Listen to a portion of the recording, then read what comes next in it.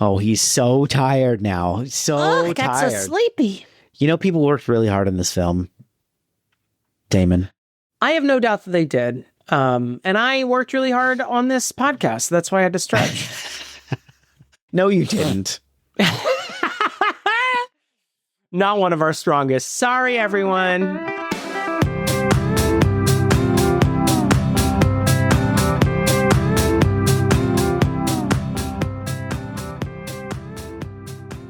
Guinness cake. Is that made with Guinness? Yeah, there's Or is like Guinness the in world's largest cake?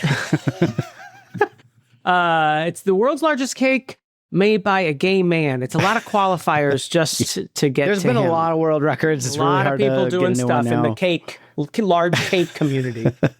No, it's made with cake. It's not made with cake. It's a cake-based cake. But it has Guinness and chocolate in it. Okay. It smells great. And Right. so it's not cooked yet, though, so you can't eat it. Raw egg. I think I'll be the judge of that. Try and stop me. Welcome to Your Inner Child is an Idiot. This is the podcast where we look back on things from our childhood and see if they're any good to begin with. My name is DJ. And I'm Damon. And you're getting some How's it going? full clav going on here. Oh, Full yeah. clav. Can we even show this clip on Instagram? No, it's going to be blurred out. Your clavicle's going to be Excuse me, blurred sir. out. That's for my husband only. Yeah. Look at Wow. It's like the Amish community, like a strip club in the Amish community. Going Like, full clav. I like mine that's clavicle and just the most heinous tan line you've ever seen in your life. It Listen. really accentuates the clavicle. You know what I like about Sun is never taking my shirt off. It's my favorite thing. It's a real treat for me as well. I love Today- looking like I'm wearing a shirt when I take my shirt off. It's everyone's favorite game now. It's you and only you don't know what we're about to talk about.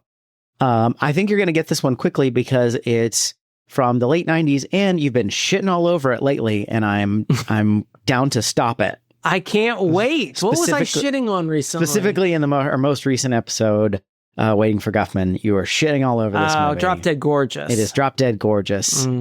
And we shall either continue sanctioning your buffoonery or cease sanctioning your buffoonery. Look, here's the thing. I think that the Christopher Guest movies are like Heinz ketchup, and Drop Dead Gorgeous is like Hunt's ketchup. Still tastes fine. I'm not going to like throw it out, How but 10 times out of 10, I'd rather have Heinz ketchup. very dare you?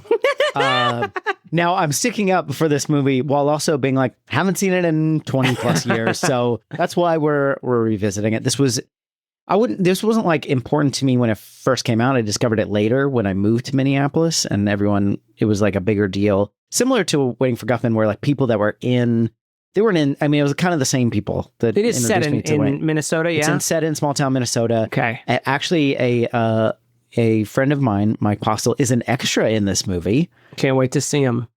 He's Give in me it for a like, rough description, and I'll 1 to keep an 2 eye out for him. Okay. Do you want me to tell you when it is? I know No. exactly. Okay. Yes, sure.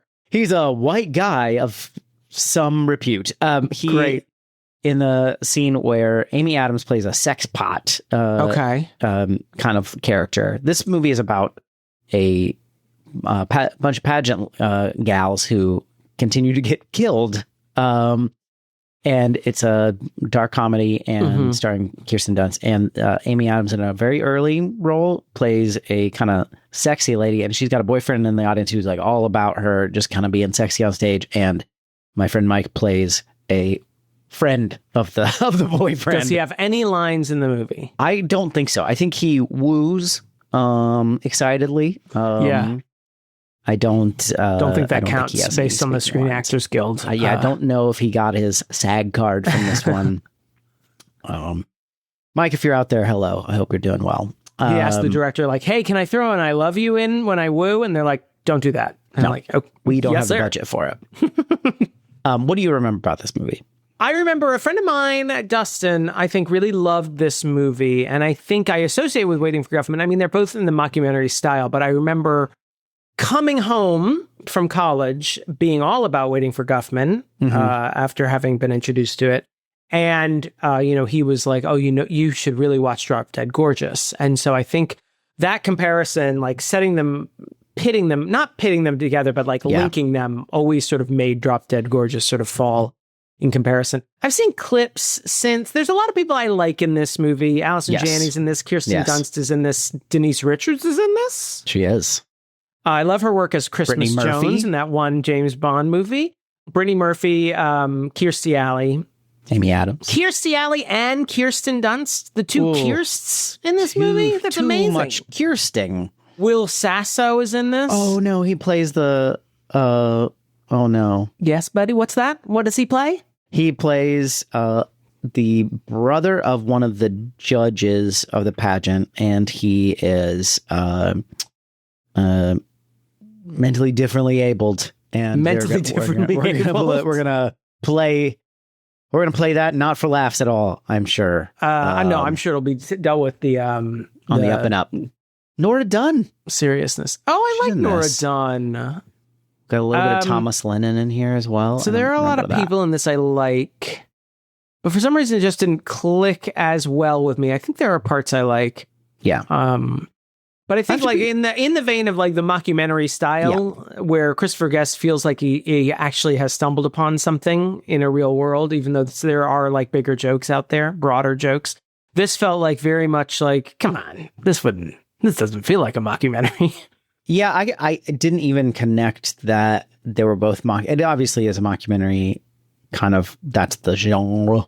But Thank you. Didn't even connect those two Thank movies. you for pronouncing it in the style of Alex Trebek. And every time I'm like, what did he just say? Can you pronounce that more douchebagly? Sure can. Jean. Jean. The answer to this Daily Double is yes. What is yes? I don't think these are really related.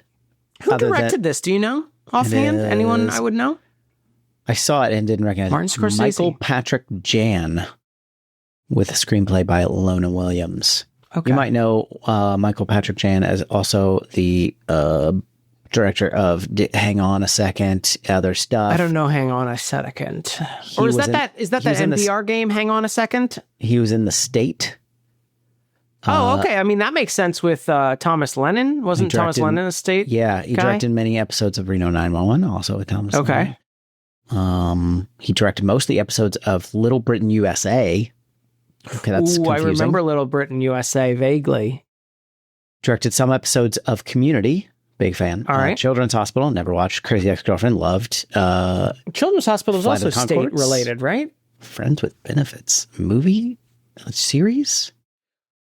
Suburgatory? Anyway. So this was probably his biggest non-television thing, looking at his movies. I am worried that this is not going to hold up, but I'm also excited that it might. So that's where my emotional state is. In case Well, you that's were sort of the invested. summation of the show. Yeah, I mean, I'm willing to give this another shot. I maybe I just watched it at the wrong time or with the wrong person. And I'd like to give it a shot, not comparing it to a Christopher Guest movie. So it's good that we're watching it directly after watching right after Guest movie. Well, that's your fucking I think also fault, like now okay? that mockumentaries are so much more of a widespread genre, that maybe I can sort of disassociate it from Guest's yeah. style of mockumentary. Well, Especially let's like put with that- the Reno 911 connection, that feels also in a mockumentary style and is also off the wall and crazy. Well, and sometimes when people get kind of over the mockumentary thing, which I understand because it is a little bit of a trick at first, but then you're like, I mean, if you do an action movie well, people aren't like, why are you always doing action movies? You know, it's Why are you just always a blowing way stuff of doing... up and not looking at the Yeah. explosions. Like, I don't know, because I like doing it. Get off my nuts. Yeah, I mean, I see, because it is such a specific genre. And there, I'm mostly on your side, but I will, as a devil's avocado, I will say, it does feel a little bit like a cheat because you sort of are able to have all your characters just state their emotions Just directly say to what the they camera. think. Yeah. But there's a lot of mockumentaries I like. I love The Office. I love Abbott Elementary. I like It's a way of Parks and getting a Rec. nice cutaway joke too. Like, you know, you can either use it as exposition or a quick joke. And it's yeah, like the a cutaway way joke to it gets up. me every time. Also, I mean, I mean, Arrested Development isn't necessarily in the mockumentary style, but it is filmed in a very realistic style. A lot of like shaky cam stuff. Parks and Rec is a mockumentary, but like they dropped that very quickly. I mean, they're doing confessionals, but they're like, to who? It's never addressed. Yeah, whether they're who this is going out to, or if this even is for in world production. It's very funny that they're like, this is the style we chose, and this is what we're doing. Arguably one of the best cutaways, more of a cutaway. It was not really a confessional. It is, but like in Arrested Development is, I love all my children. I don't care for Job. And literally just Buster is around. Earlier that day. Just no one's around. She's just saying apropos of nothing. Love it. Not this movie, though. That's not what we're talking about. We're talking about something else. Drop Dead Gorgeous. Watch along with us. We'll be back after the break. After the break? Why do I say stuff the break, like that? We're not going anywhere. The next thing they're going to hear is us yammering about Patreon. Well, Patreon.com/Funeral. What if we land that big sponsor before the second half of the episode? And we'll get that big break. From Stamps.com, because we're a podcast from 2008.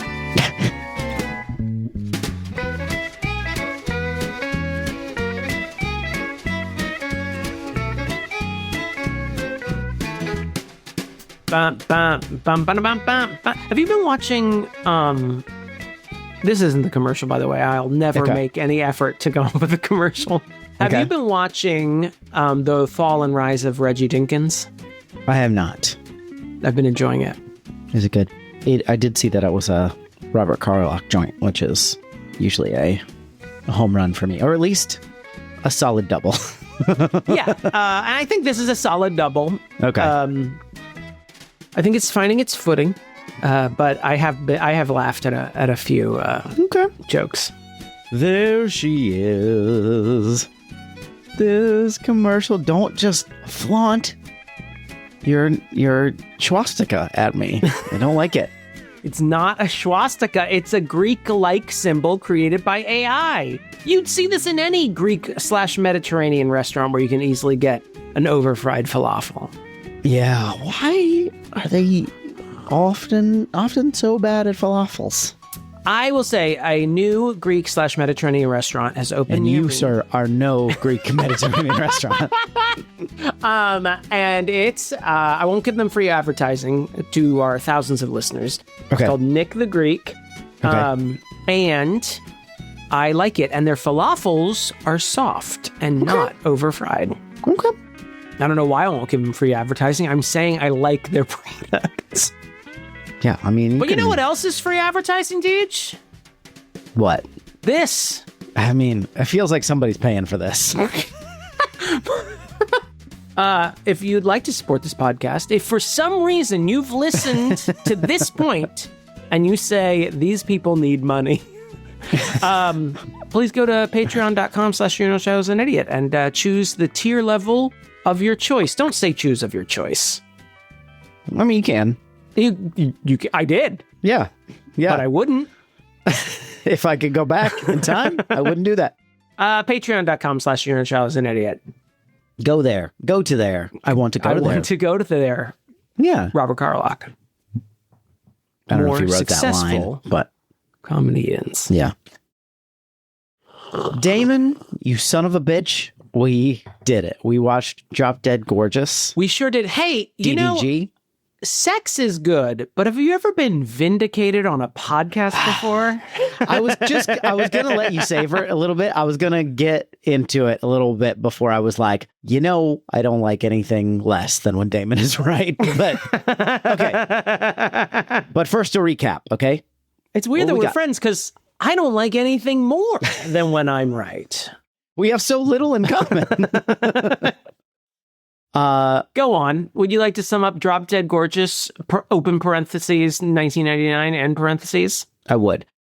1999, which it's, sorry. A year of contradictions. It's actually 1999. I think it's 1995 is when the documentary takes place, which is kind of weird. Oh, I didn't even pick up on that piece of lore. Yeah. That piece of world building.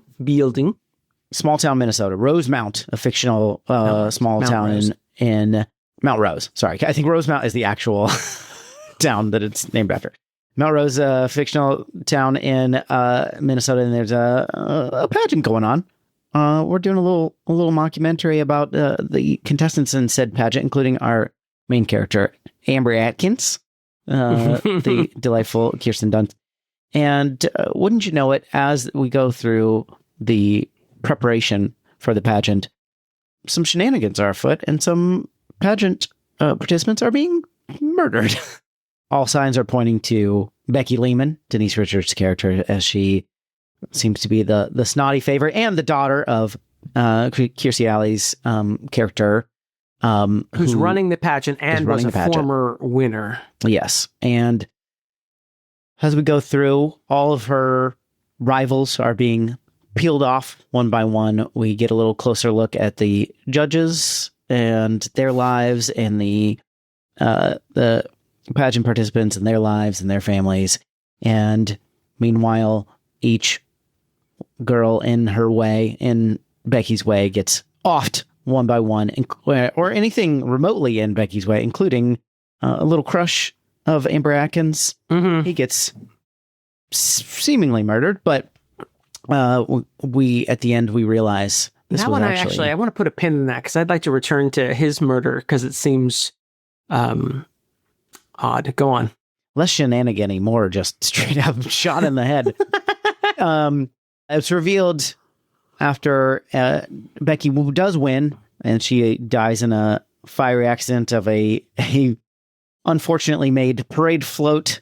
Her mother reveals that it was her who killed all of the people in her way, and she should have killed Amber Atkins when she had the chance. And then the movie ends on that climactic reveal, right? Kind of keep going, but for a while, because Becky has passed away, now Amber Atkins is our champion. She goes to state. Yes.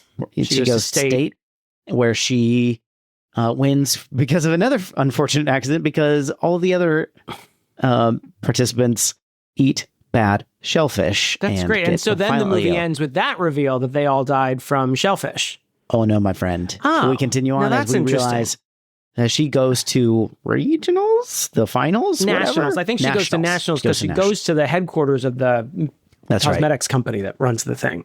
We go to the head of, I forgot what it's called. It's something Rose as well, isn't it? Yeah. Sheila Rose or Shimba Shamba Scamba. Hold on. Don't cut away. Sarah Rose Cosmetics, yes. American Teen Princess Pageant. And they have been foreclosed upon, and their business is shuttered, and the pageant is forever canceled. And Amber just quietly gets back in the bus. But we're still not done, because we get a little epilogue after that. Sure.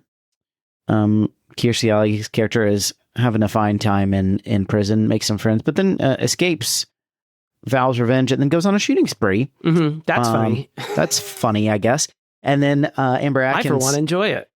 When a reporter gets hit by a stray bullet, instead of helping the reporter, she takes the microphone and begins broadcasting, thus beginning to fulfill her dream of being like Diane Sawyer. She gets a job as a newscaster, and all lived happily ever after. I think that's pretty much it. Amy Adams becomes a stripper. Yep.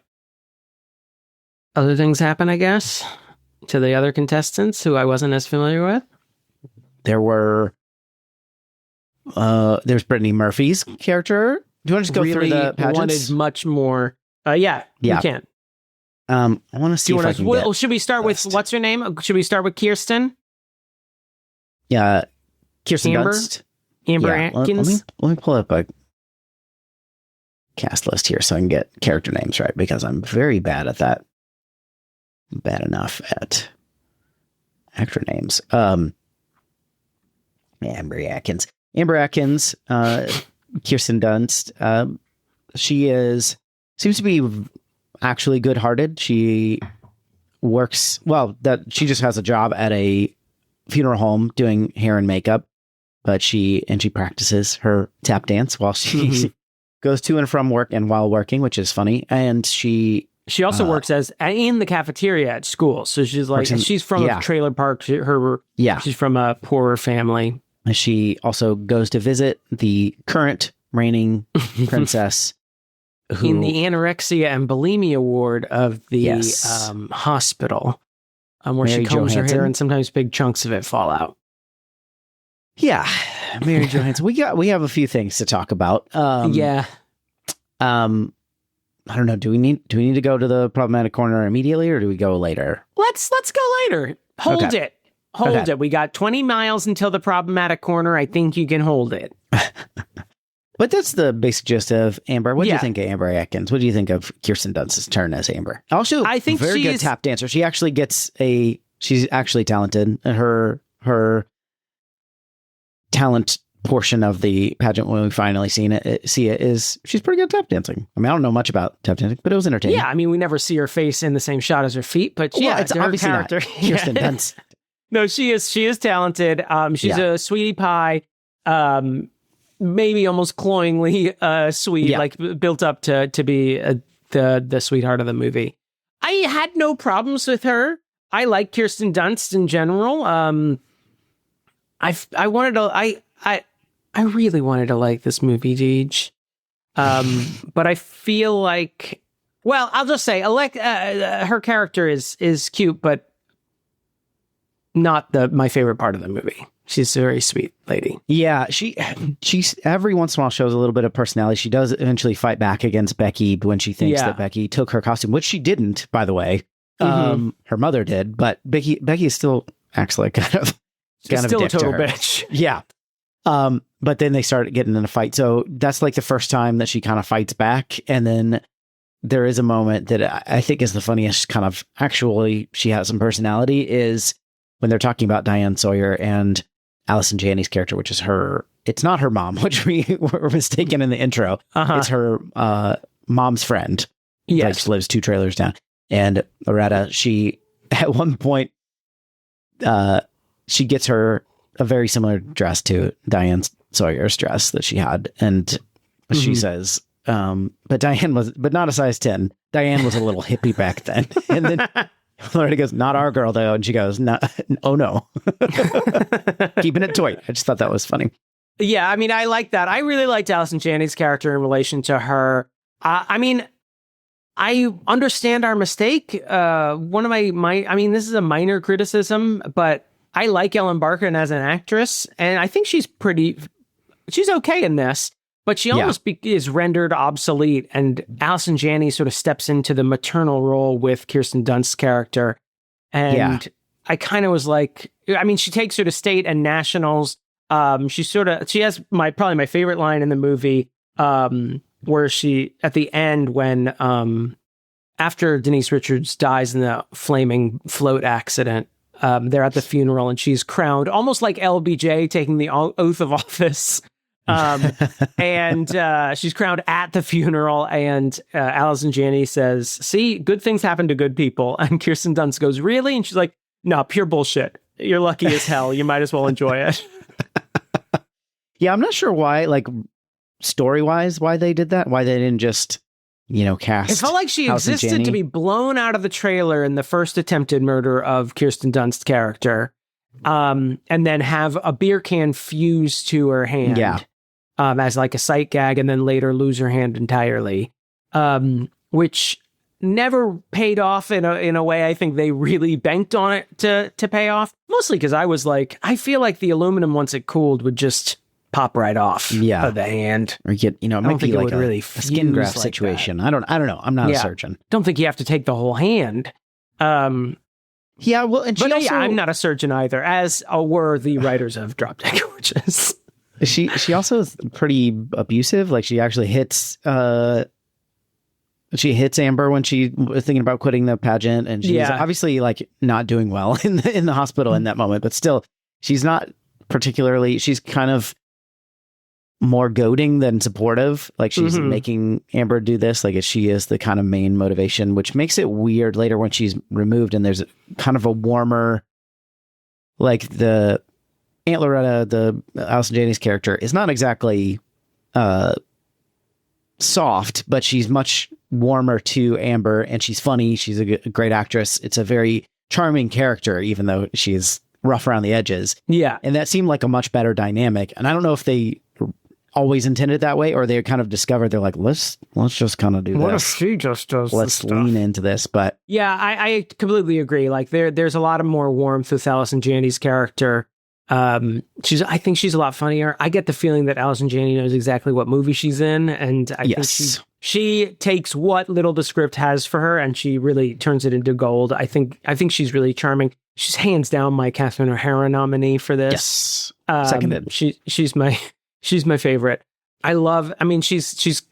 She's a spirited woman, a sexually liberal woman. She's always flirting with the documentarians themselves. One aspect I will say that I enjoy about this movie is that the documentarians are part of the story a little bit. Yeah. In that, like in an early interview with one of the other contestants, they're offered like cookies by her mom, and then they, at the end, not unfortunately the end, when Kirstie Alley's character gets arrested, the crew from Cops is there, and they all know each other from the business. Hey, how's it going? Good to see you. That's pretty funny.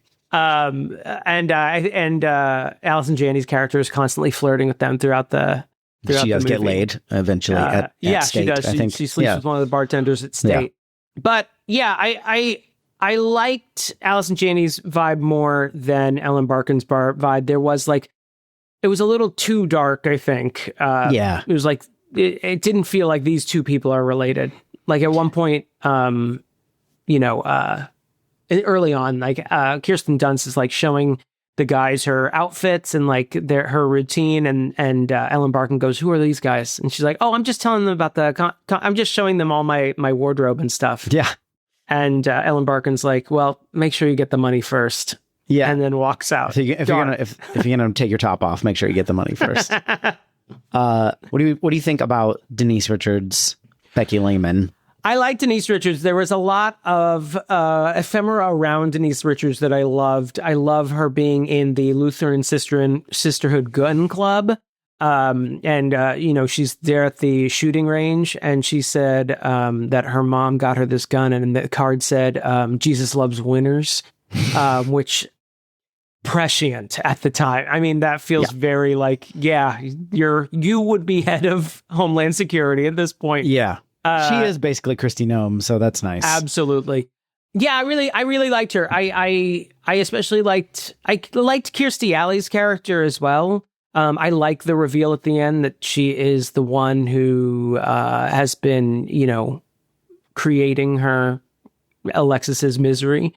Is that her name? I keep wanting to call her Alexis, and I don't think that's right. Amber Atkins. Yeah. I like Denise Richards. Back to her. I really like her kind of snapping in and out of bitch mode, because she's kind of, like you mentioned, I think we can say this about her character and not be too misogynistic. She's a bitch. Yeah. And she's a rich she's the daughter of like the richest family in town. She's the most popular girl in school. She seems to always expect to get things her way. She's the villain. She is really good at turning it on and off. Like we see her visiting. When she poses, she's like all of a sudden posing exactly perfectly, and putting on a smile, and it's very clearly fake, but also very well done by Denise Richards as an actress. I think she does a great job.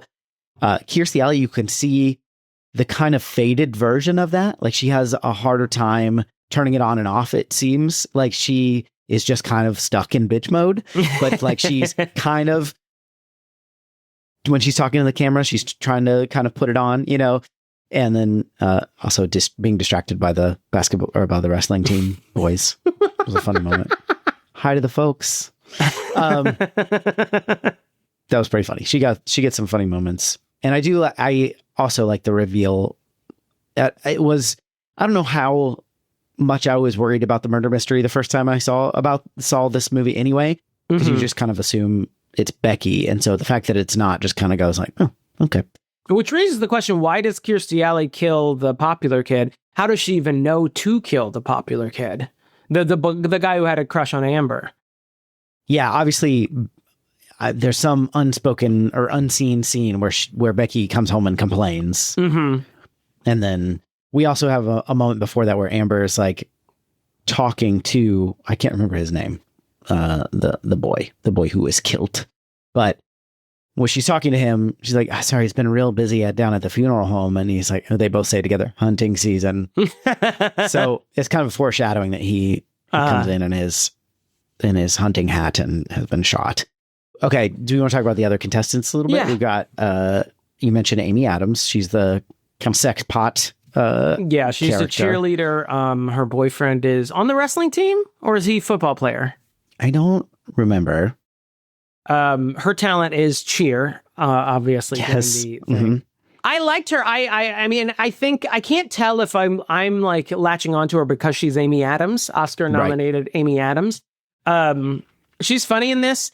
Kind of with the rest of these contestants, I wish there was more of them. I think the movie decided to really focus on Alexis rather than like. And maybe, again, this is just comparing it unfairly to Waiting for Guffman, where Waiting for Guffman is like an ensemble piece and they're all sort of focused upon. And I feel like Amy Adams' character, I couldn't exactly, like, okay, she has a boyfriend and they probably do it a lot, but okay. Is that a full characterization? And when her epilogue comes, I'm like, is this because you're trying to tell me she's a slut? Are you trying to tell me that she's slutty and thus she goes to school becomes a strip club? She's going to school for veterinary medicine, is that right? And then she works her way through by being a stripper. She's missing in the Philippines, which is like, Jesus. Oh yeah, she gets sex trafficked at the end. If you see something, say something. All those signs at the airport told me to say that. I'm seeing something. I'm talking about it on a podcast. I also liked Brittany Murphy's character. And again, I wish I got more of her because she kind of gets a sweet moment near the faux ending of the movie. She has a gay brother and he's in New York City and she wants to take the winnings from this to move out to New York City with him. And he does Liza, he does Barbara, he does Madonna. Maybe this is my 2026 brain. It didn't even process like he wouldn't be out to his family. Right. Because there's this other element that I just thought, I guess I read the joke in a different way where her family obviously loves him more than her. In fact, at one point they mentioned that they only gave birth to her so that she could donate her kidney to her brother. Oh, did they say that? I missed that. They did. And so I was like, oh, this is oddly progressive that their favorite in the 90s is the gay brother. Yeah. And then only at the end when she loses and her father is like disappointed in her. I hope it was worth it. Hope it was worth it. You wish you could be more like Josh or whatever. And she's like, Josh is gay. He's gay. She screams it. Which I love. Never weaponized coming out, dude. Yeah, I was going to say, how did you feel about that? Obviously not probably a movie you were relying upon to do that correctly. I didn't look up to Drop Dead Gorgeous. I wasn't taking notes as a young closet case. It is pretty funny that she yells gay at the absolute top of her lungs. Brittany Murphy had an innate ability of like switching from like cute mode to loud mode. Yeah. That she uses with great versatility in Clueless and Girl Interrupted. Yeah, she is very abrasive cute and abrasive in this and deranged. Like there's a moment where she gets interviewed by the judges and she just like has this uncontrollable giggle fest that is like not after anything funny happening, and she just kind of keeps going, and you can tell that it seems like they're like, Brittany, that's really funny, just keep going. You know, it was one of those, and so she just keeps laughing, and then the judges are kind of charmed for a second and they kind of get worried looks on their face, which is the proper reaction. I don't know what that was other than it's just I think that's the problem. I could feel like I was getting I was finding the outline of her character, but I don't think she ever gets enough screen time that I understand what the nutshell of her nutshell. I think it's similar to the nut meat of her character. Don't say that. Don't say nut meat.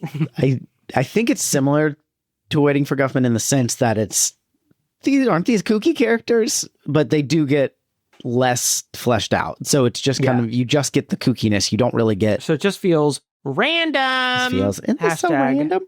I want to talk. What about Lester Lehman? We get when they go to Becky Lehman's home, we get to see obviously character actor extraordinaire Sam McMurray. I think he was on the Tracy Ullman show when I was a Ute. I think that's how I knew him, because he pops up in like a zillion things throughout the 80s and 90s and the 2000s. He's just one of those guys who always sort of plays a character like this. Maybe not as overtly prickish as this, or douchebaggy as this, but usually on the prick scale, he's dipping into prickiness. Yeah, but he's always great in these in comedies. But I think he was on I wanted to confirm that because he's feel like proud of his home. He's very proud of all the knickknacks he has. He wants to show the documentary. He's like crew. A furniture salesman, right? He wants to show the crew his globe that has, a bottle of whiskey in it, and they're kind of sassing him, and he says, "What does he say?" I found it. How quickly they forget where this all comes from, and Becky says Taiwan, which is very charming. Solid. The Sin Cities, aka Minneapolis, St. Paul. We used to quote that all the time. I do like the idea, and I mean, this is accurate of suburban life of that people think that, whatever town is nearest is like, Sodom and Gomorrah. Just absolutely just people on the street killing each other left and right. Hold on. I don't think I'm going to be correct. I'm wrong about Tracy Ullman. So often. He wasn't head of the class, but that can't be what I'm thinking of. You're probably thinking of Lake Placid 2, 2007, he was in? No. Absolutely not. Anyway, I did see some Tracy Ullman stuff on his under Self. Self, that's what it was. Very kind of a one-note joke for Mary Johansson, our current reigning princess, played by Alexandra Holden. She's anorexic and is in the hospital for it. Do we need to go to the problematic corner now? There's so many things we need to talk about in there. Let's get in there. Okay. Hit that. Ooh, watch out now, y'all. Hey, we're here, and we might just stay in here for a minute. So get comfortable. Take your shoes off, but not your we're talking socks. About Mary Johansson. So she is the reigning champion. She is just sort of living in the eating disorder wing of the hospital. Mm-hmm. And her hair is falling out. She is always short of breath. Yeah, she delivers everything like that. I remember thinking that was funny. And now it makes me feel bad that I thought that was funny, because now I'm just kind of like, this is just sort of upsetting. She's clearly, and they're making a big joke out of it. And Becky's very insensitive about it. Amber is trying to help her. She just kind of combs her hair and visits her. And meanwhile, for the cameras, Becky comes in and pretends to see her all the time. And she's like, "Who are you?" And she says, "This is a game we play. Who are you?" with the same dippy little look on her face. It's just funny. But yeah, the whole joke is pretty, they don't really do anything else with this character. So it's pretty messed up. Yeah, it's pretty one note anorexia joke. I mean, there's part of me that it doesn't feel good to watch now. I understand like the root. I mean, I think we were just sort of in the late 90s, coming into realization that I don't know if maybe all these models, this heroin chic movement is very good for these models, lives. I don't know if and that pageants are starting to become aware of eating disorders and stuff like that. So I think it is sort of like a reaction to that. There's part of me that's also, I like that Amber, almost called her Alexis again. Well done. That she is portrayed as like being helpful to this girl. So it's not all like completely dehumanizing, but it's pretty dehumanizing. Yeah. In retrospect, it's a pretty hard pill to swallow. And the moment, which I do have to say, I still think is kind of funny in a way that I'm not proud of, when she sings "Don't Cry Out Loud," lip sings, and she's being pushed around in a wheelchair, and the woman pushing her just kind of does the choreographer with her, and then she's just sort of got this big booming voice coming out of her, which is very clearly lip syncing. It's still kind of funny. Okay, so other problematic things, there are many. One of the characters, one of the other contestants has Asian parents, has Japanese parents who are doing very exaggerated accents. And they're very proud of her because they adopted her and they really want to assimilate into America. So they're super into country and Western music. Yeah. And they, what is the line that the father says that Tyler was repeating, but without the accent, Your Honor?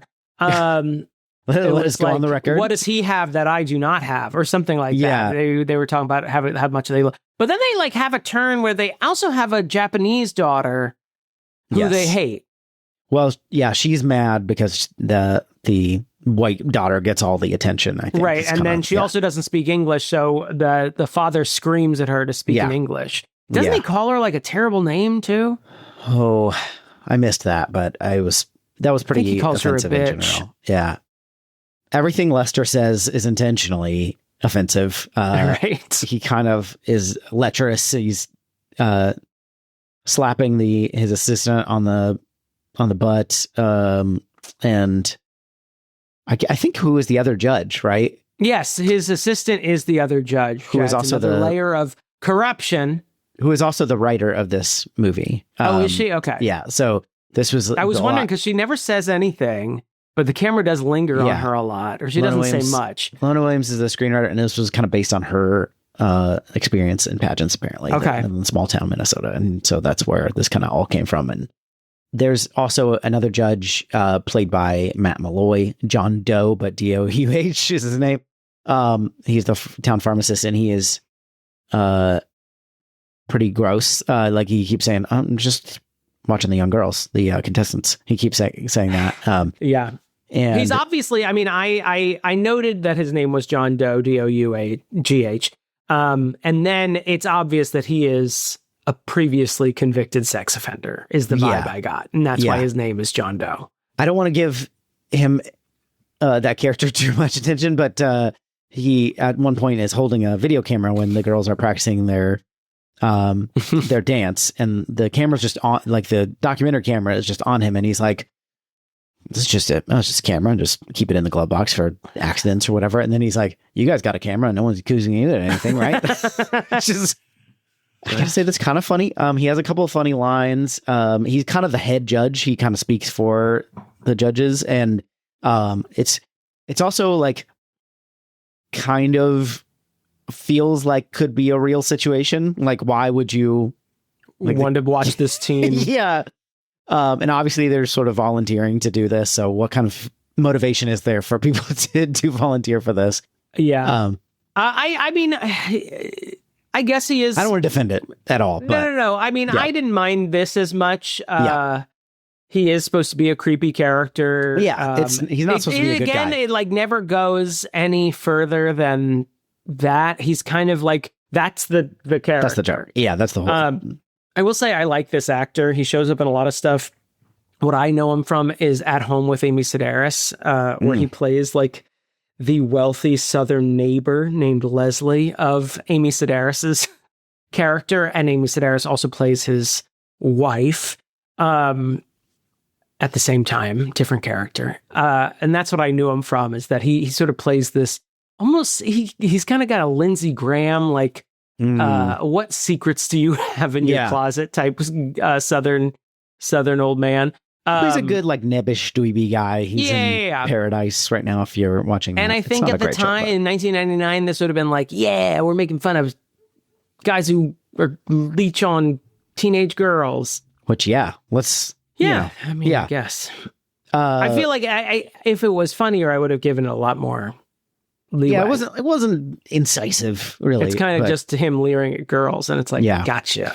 And I think the most problematic thing is Will Sasso's character is a intellectually disabled character. This is rough. And he plays Hank, and his brother, right? His brother is one of the judges.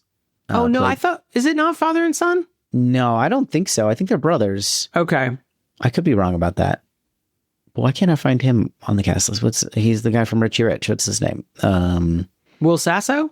No, the other guy. Or do you mean Michael McShane? Michael McShane, yeah. You mean from Robin Hood, Prince of Thieves, and whose line is it anyway, that played all afternoon on early Comedy Central? I said Richie Rich. Did you not hear me?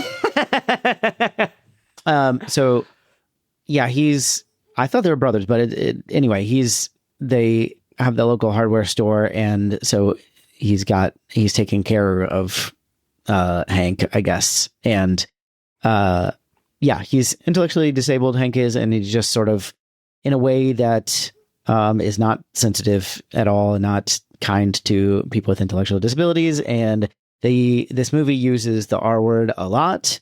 A lot. And Damon asked me, because he watched it before me, to keep a count. And it's only 6, but it's a pointed 6. Although 1 is an abbreviation, but I'm counting it. Oh, no. Yeah. The last syllable is, I thought, at least used once or twice. Yeah.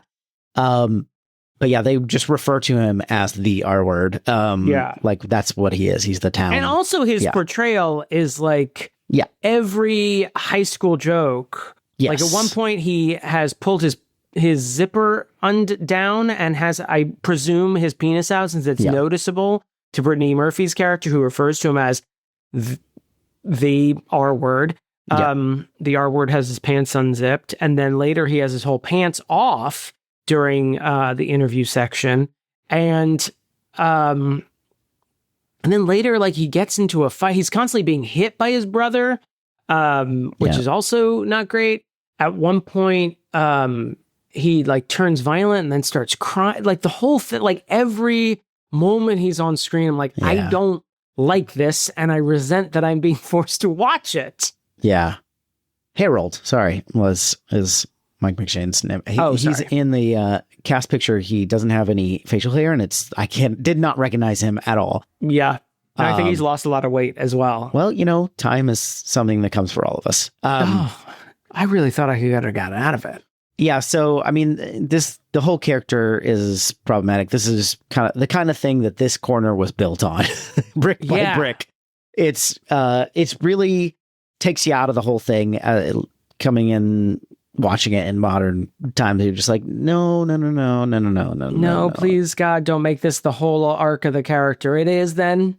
Yeah. And Harold dies in the epilogue, and Hank has left the store. And so he's just sort of walking around covered in tinfoil and running a lawnmower on the parking lot. Yeah. He also is able to paint the ladders for the choreography thing. The only mistake he made is that he did it right before they were about to dance with them. But he paints them admirably. So it seems like his characterization is all over the place. My headcanon is that Harold did that and blamed it on Hank. I see.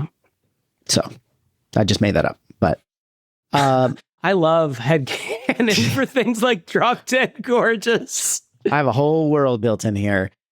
It's like Midrash in the Jewish tradition, going through the Torah and debating between other rabbis of what it could mean. That's you with Drop Dead Gorgeous. Me. Yeah. Do you want to talk about any more about the gay brother trope? Do you want to stand up for the homosexual community here?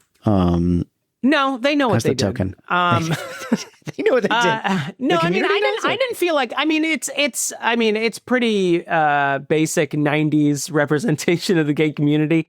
But honestly, we were taking whatever we could get. Yeah. I didn't mind it. It wasn't done like viciously. It was just like, okay, he's a drag queen and he does Madonna and Babs and was it Cher? And don't you think hearing Brittany Murphy yell the word gay at her character's father at the top of her lungs is worth the price of admission? I enjoyed it. I'll say that. Yeah. All right, let's get out of the popcorn, I think. Popcorn! What's up now, y'all? Let 'em know. We're back. That was a time. You guys need to get a drink of water. Get a little snack. We've pretty much been through all the characters. Adam West makes a couple of random appearances. He's hosting the beginning of it and then kind of disappears, but we do get a reference to someone sleeping with him. Someone hooked up with Adam West. Rumor had it when we go to state, someone mentions that their friend hooked up with Adam West. Mr. West could not be reached for comment. I like that. I do appreciate Adam West's latter career of just being a knowing wink and a nod. I think, of course, I mean, I'm sure straight guys everywhere will be citing Family Guy. There's this. He also, there's a joke on 30 Rock where Jack wants to have like his all-time, best birthday party. And he's like, I want Batman to introduce me. And then Adam West is there and he gets his name completely wrong. I believe he calls him Jack Dunphy. And he's like, okay. I enjoy that wink and a nod. I even wrote my first note for this was Adam West exclamation point. Oh, Nora Dunn and Mo Gaffney play the what are they? They're state judges. They're the judges. Yeah. Yeah. And they just get drunk. They just get drunk. They have like Kathy Lee and Hoda vibes a little bit. Yes. Just like drinking way too early. But I kind of wish that they were around longer. They really only get a few minutes at the end of the movie. I love Nora Dunn. I think she's one of the forgotten SNL cast members. And Mo Gaffney, I love. I know she used to have like a duo with Kathy Najimy back in the 90s, maybe around this time or right before this. They had a 2-woman show.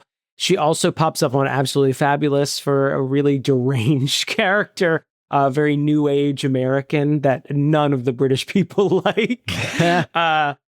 But I liked seeing them both in this. I wish I got more of them. Yeah, they don't get a ton to do, and it's also kind of because we're so into the movie at this point, so far in, it's kind of confusing. Like, where did they come from? What is their deal? Yeah, the structure of this movie is jacked. Yeah, it's not that confusing, but it is a little bit where you're kind of like, who are these people? I have to meet. This new is not a long now? movie. Yeah, this is not a long movie, but we still paused it to see where the hell we were in this movie. Because I thought, the epilogue will be her going to state. And then I was like, oh no, this seems to be like, this is introducing new characters. Yeah. Yeah. I was really confused. I was like, we just had a woman reveal she accidentally killed her daughter after purposefully killing many townspeople. And you want me to just keep going on with the state semifinals or whatever? Yeah, usually the denouement is not 30 minutes long, but, we get a few laughs along the way, Yeah, we did. I mean, the minute Kirsten Dunst says, "Oh, I don't really eat seafood. Never eat something that carries its own home on its back because you don't know how clean it is." And I was like, I know what's about to happen. Also, it's pretty bunk looking seafood. It did not look great. It's just out. Yeah, it was not good. But yeah, I mean, that may be like structurally my biggest complaint towards this movie is that it just is bottom heavy for no reason. It does seem like they needed to stretch it. Like they had a word count. Yeah, they were like 61 minutes. That won't even qualify for feature film status. Yeah. We need to at least get to 75. Yeah, it felt like they were double spacing at the end, and they're like, I think I can do this. Yeah. I mean, maybe if the main story hadn't been so over the top, like the murder aspect, and they just focused on like a corrupt beauty pageant, that would have been one thing, and going to state would have been. But like after seeing like multiple people die, it feels a little stupid to like go to state and like, oh, they had a bad buffet. Right. Well, it does. I think we're just kind of continuing on isn't this funny to see these pretty ladies get put in these terrible situations, like throw them into a wood chipper kind of thing. Yeah. And it's kind of bullying by the movie, there's like these dumb bitches, throw them in the, make them vomit or whatever. I did enjoy the shots of everyone vomiting, and even the sound guy for the documentary. Yeah. He got wrecked. He ate some lobster. And then like he's walking by, I can't remember his name, but they're like, hey, Brett. Like, it's pretty funny. Also forgot Amanda Detmer from Final Destination is Miss Minneapolis. She's kind of one of our speaking characters at State, where we talk to her and she talks to Amber, and then she gets violently ill. She's the blonde. She's the one that gets hit by the bus in, I think, Final Destination. Yeah. Okay.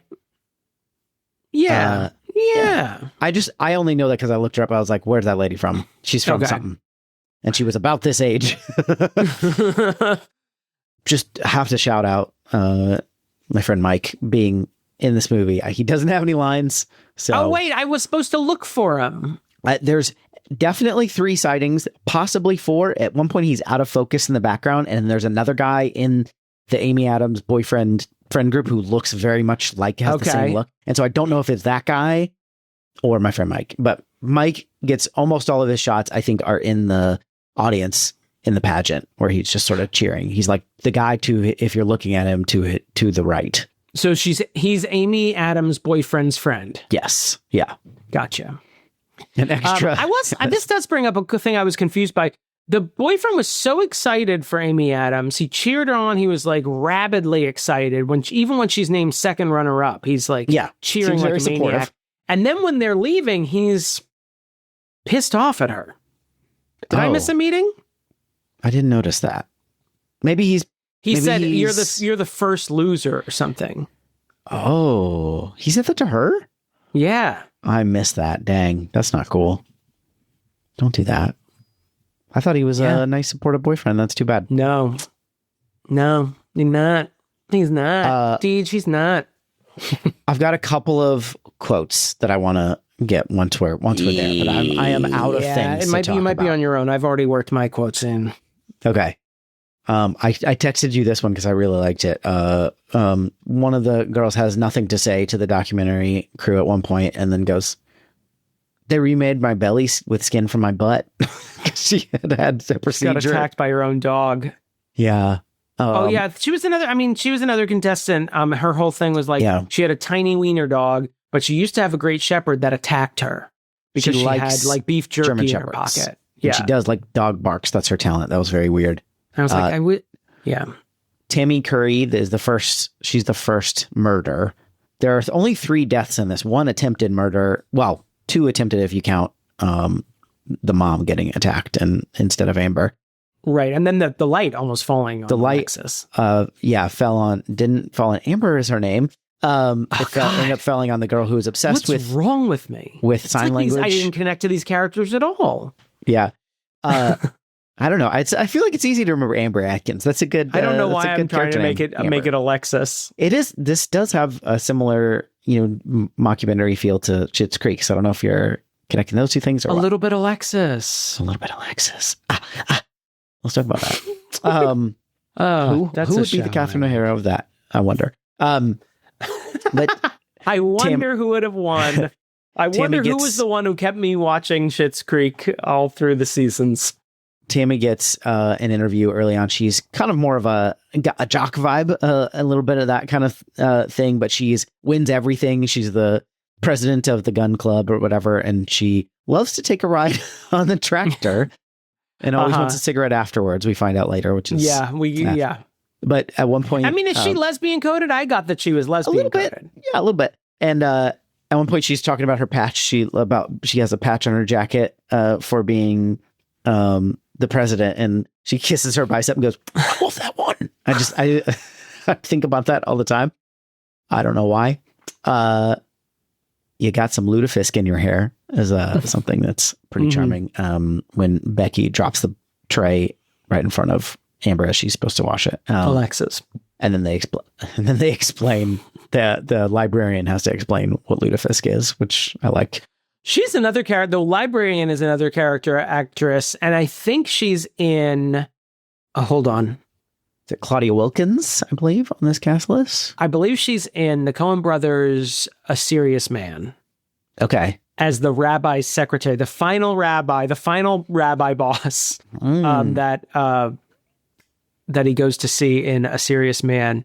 And she goes, "He's very busy." And he's like, "He's just sitting there." And he's like, "He's thinking." But at that time, I think she's much older and she has a much deeper voice. So she talks like there's a point where Loretta and Amber are sitting at the table and she tries to give Amber whiskey or something, an alcoholic beverage, to try to get her to get some sleep. And she's like, "Your mother wanted you to have this." And she's like, "No, she didn't." And then she's like, "Loretta never have kids." And she says, "Well, God love you for thinking I still could." I really like that. Allison Janney, God bless you. We didn't talk about the assistant, who's a character actress. What is her name? The judge, like Gladys. Kirstie Alley's assistant? Yeah, Gladys's assistant. Mindy Sterling, who you might know best if you're around our age as Frau Farbissina from the Austin Powers movies. She didn't have a ton to do, but has a couple of funny lines. She's the one that says the Sin Cities, aka Minneapolis, St. Paul, which is good. And then at one point, when the girls are fighting, when Amber and Becky are fighting, she's the one that kind of separates them. And Amber goes, "I hate her," and she goes, "I know, we all do." I did catch that. Yeah, that's great. All right, do you want to go to the verdict? Yeah. All right, let's go. Damon. Yeah. What is your verdict of Drop Dead Gorgeous 1999, starring Frau Farbissina? This is not a bad movie by any means. I just feel like there's a lot of ideas here that do not get fleshed out. And I think the ideas that do get fleshed out might have been the wrong ideas. I think the murder mystery, while it does like add a certain cleverness to it, sort of maybe not uniqueness. After reading some of the reviews, I was turned on to another movie called The Positively True Adventures of the Alleged Texas Cheerleader Murdering Mom, which was an HBO movie from 1993 that someone said this rips off a little bit. Okay. This movie also rips off the Little Miss Springfield episode of The Simpsons, where Lisa becomes Little Miss Springfield after Amber Dempsey gets crushed by a display carton of cigarettes. And I think there's I feel like if this had been more of an ensemble piece, that would be one thing. I feel like we're lacking a little bit more fleshing out of the other contestants in the competition. I think maybe, and I'm going to keep comparing it to Waiting for Guffman, but I think it suffers from the fact that Guffman chose comedians to play the parts, and this chose comedic actors to play the parts. Not that they're bad actors by any means, but I think a comedian could have given it a little extra oomph behind some of the lines here to make them sell at least, or come up with better ideas to make this a much more fun dark comedy. In other words, I just ended up being very frustrated, and especially, it's like an hour and a half long, and I paused to be like, how much more of this do I have left? Yeah. There are a lot of great people in it, and I feel like they aren't given enough to do to make it worth my time. Sorry, gays who love this movie. I don't, but you can take pride in the fact that I was right all along. DJ, what was your verdict? What was the movie? You're going to be mad at me for not remembering what this one was called. I'm already mad. DJ, my secret, I'm always mad. This has a lot more in common with But I'm a Cheerleader than Waiting for Guffman. Yeah. And I think it has like some of the same things where it's just kind of like, it's more jokes than characters, kind of like they're just sort of a trope, or like, your character is this joke, you know what I mean? Yeah. And kind of do what you can with that. And then, but at least with Cheerleader, I knew what the joke was. Like, there was enough of an established trope that I was like, I got it. With these, I'm like, what's her deal?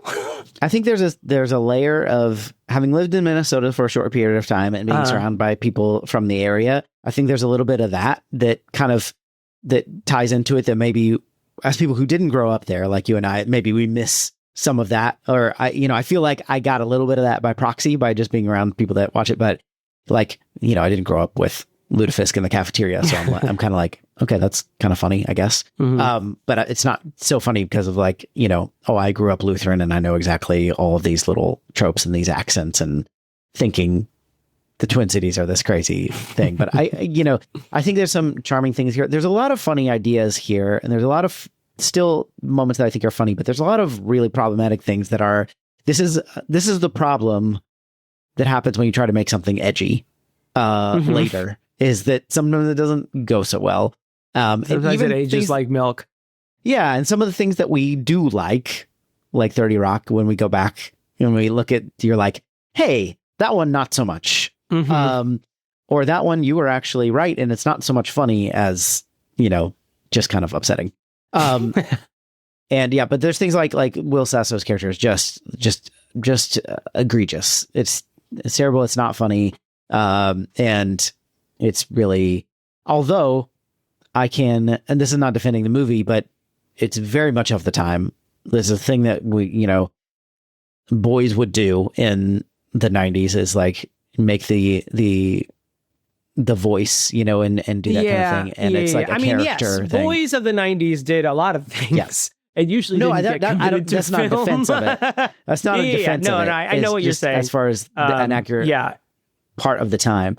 But even for a movie of this era, I was like, man, this is a lot of R words for a 90s movie. Yeah, they really leaned into it. But you do have lines like saying if she was a tree, she'd have a strong Christian trunk, which that's funny. I'm sorry, that's funny. And so I don't know. It's hard for me to make your final verdict was your inner child is an idiot. That's right.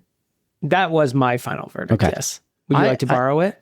I'm having a hard time with this because this does age more poorly than I had hoped.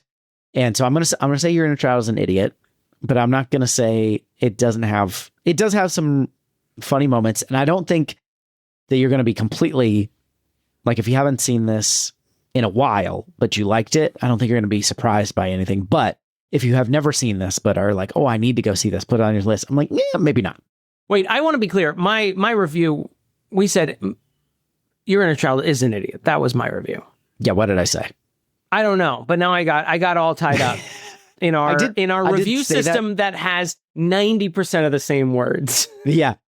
I don't think you ever actually said what your verdict was, so I was going with that. But your inner child is an idiot, is what I'm going to say. And I feel bad about that because I do still have kind of a fond... I do like the people in this movie. Yeah. It's a good cast. Do you have a Sally Field Memorial single scene? I do. I actually, the step stool dance made me laugh. Even though it is preceded by an R-word joke. The fact that they're step ladders, actually not step stools, step ladders. Yeah. Still thinking about Guffman. Have just been painted and they have to do choreography on it and they end up just covered in navy blue paint was funny to me. Right. So I laughed. I don't really have a... Which is more than I can say for a lot of this movie. Wow. Sorry, everyone. I think Allison Janney is the runaway favorite for hands the down Catherine O'Hara Award, but I do want to just put honorable mention out there for Brittany Murphy because she surprised me with a couple of laughs. I feel like if her character had been more established, like just I would be more into her. I don't think I said aloud, but she has this sweet moment where she donates her clothes to Kirsten Dunst at the end when Kirsten Dunst's talent costume disappears. Kirsten Dunst. You just been getting her character name wrong. I don't think so. Let's correct you. Christian Dunst. Which is really sweet, but I feel like could have landed a lot better if her character was much more fleshed out. Yeah, it does. You don't see, there's a couple of very small moments, and that's like the biggest one. And we barely see them interacting with each other as it is. So like her having this moment where, I guess they all like Amber's character. Yeah, which would make sense because obviously Becky's mean to all of them and Amber is pretty nice. And everyone is on the same page that this is a done deal. This is totally right. Winning. Yeah. Although, is participation mandatory? I feel like once people started to die... Once the first person, freak accident. Second one, I'm out. Yeah. Yeah, because, Tammy was on although they said she's on a thresher, she was on a tractor. But she just blows up. So you're like, oh, not going to happen to anybody. But when we're bombing trailers or Brett is shot in the head, I don't know. They're all made to look like accidents, but some of these are, all right, I'm just going to go stay home. Even Amber seems to be aware that they are not accidents. She talks to the documentarians and she's like, please, I can talk to you, but I will talk to you at home, not here. Yeah. Or something like that. Hey, what do you think, everybody? Email us, yourinnerchildsidiot@gmail.com. You can text us or leave us a voicemail, 615-576-0525. Oh, he's so tired now. I got so sleepy. People worked really hard on this film. Damon. I have no doubt that they did. And I worked really hard on this podcast. That's why I had to stretch. No, you didn't. Not one of our strongest. Sorry, everyone. Oh, boy. But now I kind of want to watch this movie, The Positively True Adventures of the Alleged Texas Cheerleader Murdering Mom, starring Holly Hunter and Beau Bridges. Oh. That's if you want to support the show, you can go to patreon.com/YourInChild'sAnIdiot. We want to thank our current patrons, including Lindsay Halik, Travis Vance, Particle Man, the supreme ruler of this podcast. There she is, Caroline Amberson. The elusive Fan Gromkin. Happy birthday, Jeremy T. Powlen. We shouldn't say happy birthday because it's his birthday today. So this is gonna. Yeah, he's gonna hear in a month that you wished him a happy birthday. But for that month in betwixt, he'll be like, "What an asshole." He's so elusive. We don't know when his birthday is. Exactly. Little Miss Chicken Nugget. Dr. Malcolm's Heaving, Bosom. Karen Curd. His Honor the Mayor. Shit on the Cartouche. The Hands of Fate. The Zesty. Dramatically placed hot dog. Stu-StusStuartJ. Captain Jean-Luc Picard. I was hoping I'd get this one. Holiday classic, Jingle All the Way. Jackson. Larissa Maestro. Jonathan Day. Zachary Hartley. T. Smith. Josh Frigo. Beth Surmont. Tippi von Cheaterly. Tommy Boy is Damon's favorite movie. Lindsay Nell. It had the cadence of a joke. And Bill Haynes. Thank you all very much. Patreon.com/YourInChild'sAnIdiot. And you think this podcast is over, but we're about to do an epilogue. We're going to state. We're going to the potties. The potties. What's in the news? The state so, Damon, what's in the news? You want to talk? Want to talk about the news for a That'll minute? be great for people a month from now to hear. What's in the news? What isn't in the news? Mark Wayne Mullen in talks to be Homeland Security Director. He had his hearing today. Don't say real news.